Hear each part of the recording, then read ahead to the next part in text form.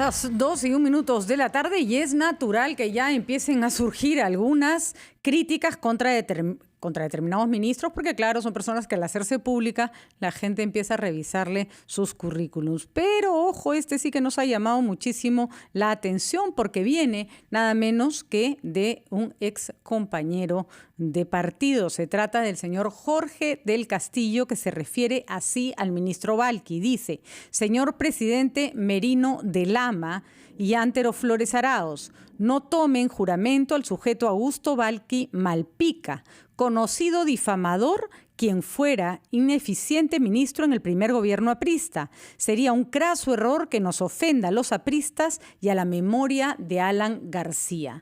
Estuve revisando a qué se refería el señor Jorge del Castillo y efectivamente en el blog del exministro de Economía del gobierno de Alan García, el señor César Bazán, hay unos artículos bastante picantes y fuertes, ¿no? Hay un artículo del 4 de junio del 2014 que dice: basta ya, Alan García fue suficiente, y da no voy a leer las palabras, son bastante altisonantes, pero da un testimonio muy duro sobre lo que estaba haciendo Alan García en ese momento con el partido aprista.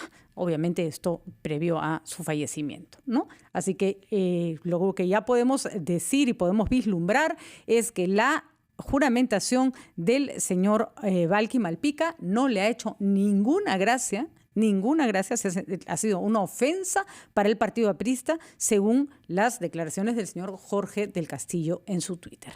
Son las 2:03 de la tarde y ya estamos con nuestro querido Fernando Tuesta, analista político, que nos va a ayudar a entender qué cosa le toca hacer a este gabinete y cómo conjugar lo que hoy día pasa en Palacio con lo que más tarde va a pasar en la calle. ¿Cómo estás, Fernando? Muy buenas tardes.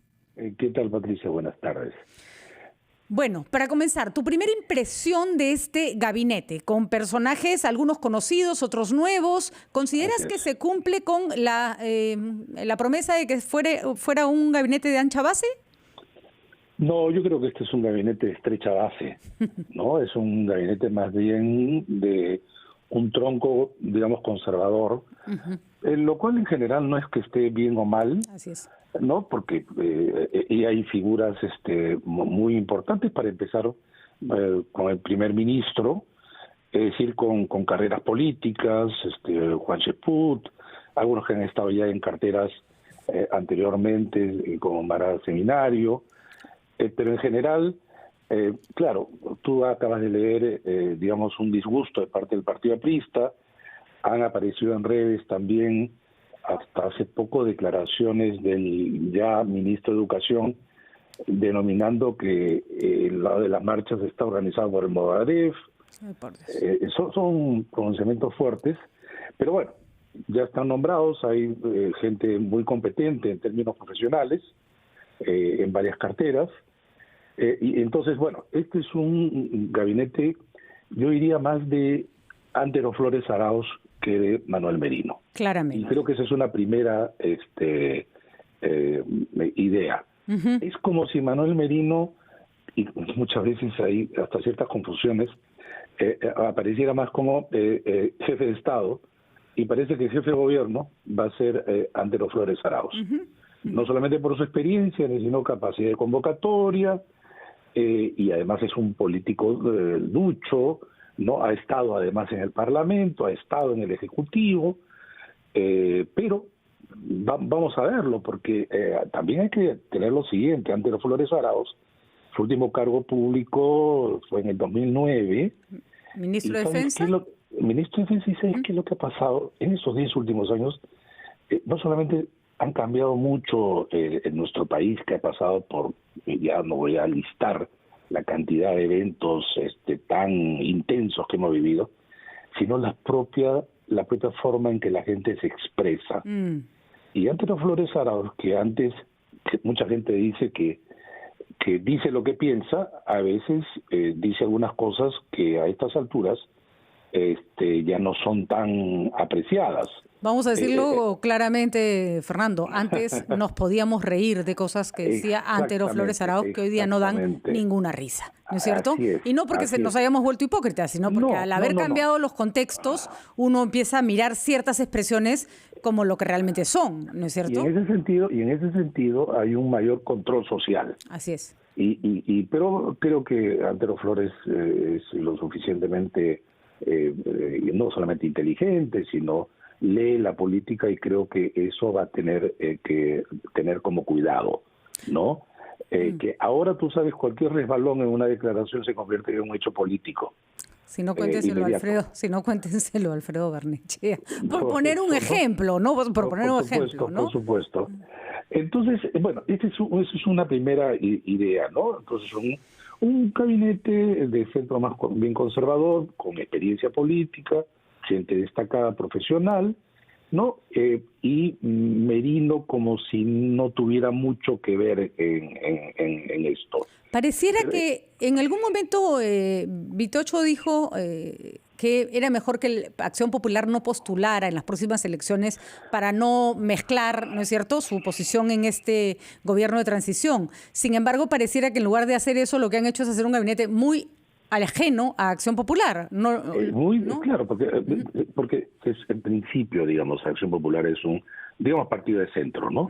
Esto está más bien no solamente de la derecha, sino del lado más conservador. Ese es un tema que, como repito, en general no es que esté mal, sino en la ubicación entonces de los partidos y los actores significativos. Y acá viene el tema. En principio, el señor Merino es presidente gracias a una coalición en el Congreso. Exacto. Coalición que ha permitido justamente que esté en el cargo, pero por otro lado, los partidos no votan simplemente porque se parte el discurso, ¿no?, de la lucha anticorrupción, que Vizcarra lo representaba en el sentido, me refiero, de un presidente corrupto que había que sacar.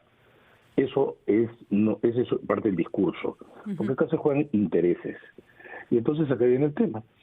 Yo no estoy tan seguro, por ejemplo, como se dice, ahora viendo el gabinete, que intereses tipo, por ejemplo, tirarse abajo la reforma universitaria, controlar el SUNEDO, etcétera, lo permitan. Por un lado, Antero Flores, el mismo Manuel Merino, que a través de su declaración ha hecho una suerte de apoyo, pero los intereses se mantienen.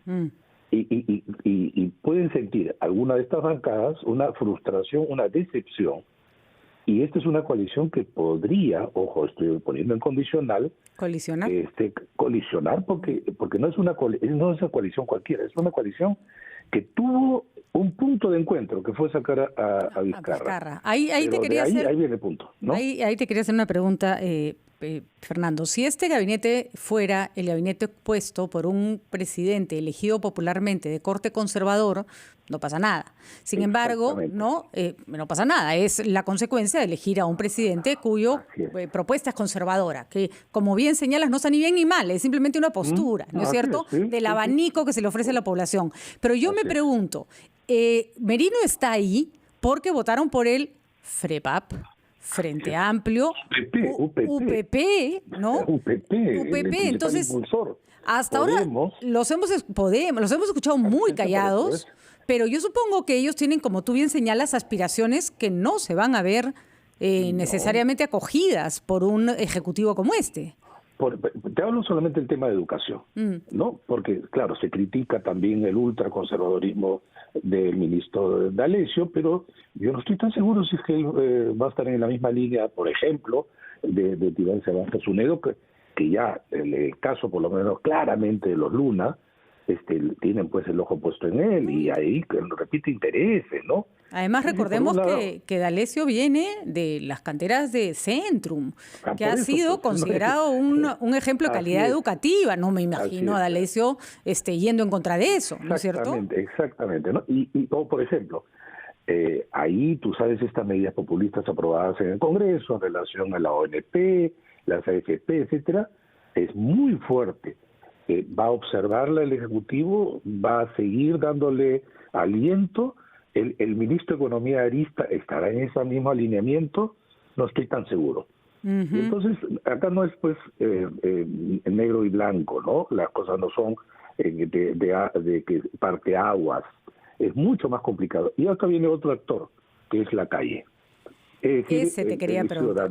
que ese es un punto clave. Y es clave, Patricia, porque creo que una mirada superficial, una mirada creo hasta peligrosamente superficial, está creyendo, o si quizás se siente necesariamente así creyente, de que esto es movido por gente, partidos, ideas subalternas, objetivos. No, cuando esto es espontáneo. Y es espontáneo, descentralizado y sin cabezas, liderazgos claramente determinados, que básicamente centrados en jóvenes. Así es. Básicamente en jóvenes. Los jóvenes que han vivido casi toda su vida decepcionados de los políticos que han visto pasar. No, y que les ha tocado, hay que decirlo, Fernando, esto no es un tema... Claro, en ese sentido. No es, este no es un tema de esta semana, de este mes, ni de estas... Así es. No, esto es reventó la bomba de una clase política tan desprestigiada que empezó con todos nuestros expresidentes investigados por corrupción. Todo este siglo, siglo. Imagínate tú, todo este siglo. El chico que votó por primera vez en el año 2001, ¿no? Hoy día tiene 20 años más. En ese rango han aparecido nuevas generaciones que además no es que no les interese la política, lo que les molesta es el desempeño de los políticos en principio representativos, el que da la espalda, el demagogo, ¿no? Y por eso es que hasta su forma de comunicación no es pues de las tradicionales. Solo... Está viendo por redes sociales, es básicamente Instagram, TikTok, etcétera, ahí donde los radares tradicionales no llegan. Y ahí es donde se ha movido la política mundial. Si no miremos a Estados Unidos, se están muriendo los últimos años. Dos atingencias chiquititas, Fernando, porque nos tenemos que ir. Acá tengo solo porque me hago curiosidad, la presentación del primer Foro Internacional hacia la Excelencia Universitaria Peruana, organizada con SUNEDU. ¿Cuál fue uno de sus expositores principales? El señor Fernando D'Alessio. Así que para las que no saben cuál puede ser su posición, es esa. La última pregunta que te tengo que hacer, Fernando, y es... A ver, esto que hay discusiones enormes sobre si lo que se hizo en el Congreso fue o no constitucional. El Tribunal Constitucional no se pronunció, se va a pronunciar todavía en un tiempo. La calle ha salido a gritar, está bien, la calle ha salido a protestar, está bien, pero ¿qué está pidiendo? ¿Qué se puede hacer con ese grito? Ese es el problema, porque no hay salidas inmediatas. De acuerdo. Mira, no hay salida. En principio, tú tenías que canalizar esto a través de un gobierno y que se traduce en este gabinete.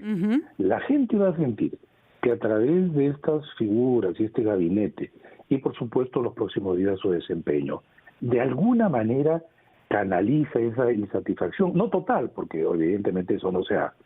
ese entonces está en manos de ellos.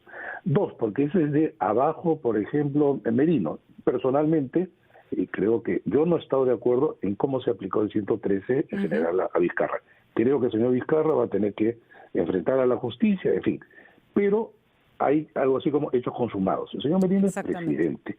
Ese señor Merino es presidente, pero es un presidente con baja legitimidad. No me acuerdo yo en las últimas décadas dos cosas: que un presidente sale con alta popularidad y uno que entra cuestionado. No hay, Patricia. No, cuidado, y si no hay, eso hay que leerlo. Así es. Si no hay que leerlo y hay que tener mucho cuidado, porque ojo, los mensajes que están también dando la comunidad internacional no es para dejarla de lado. Así es. No es simplemente de manera sin pensar. Los diplomáticos, tú sabes, si hay algo que lo toman con cuidado, es cada uno de sus expresiones, sean directas, sean silencios. Y pregunta de sí o no, porque me matan aquí. ¿Puede postular el expresidente Vizcarra en las próximas elecciones si quisiera, en las de 2021? Sí puede postular como parlamentario, pero como designado. De acuerdo. Como designado en el 20% que le queda no como presidente. No como presidente, indudablemente, de ninguna manera. Muy bien, esa era una duda que teníamos y que vale la pena satisfacer. Muchísimas gracias, Fernando. No, complicadísima situación. Vamos a ver si el presidente Merino logra la legitimidad que le falta, que se logra con la aceptación del pueblo. Y si no es mediante voto popular, va a tener que ser mediante convencimiento de sus acciones.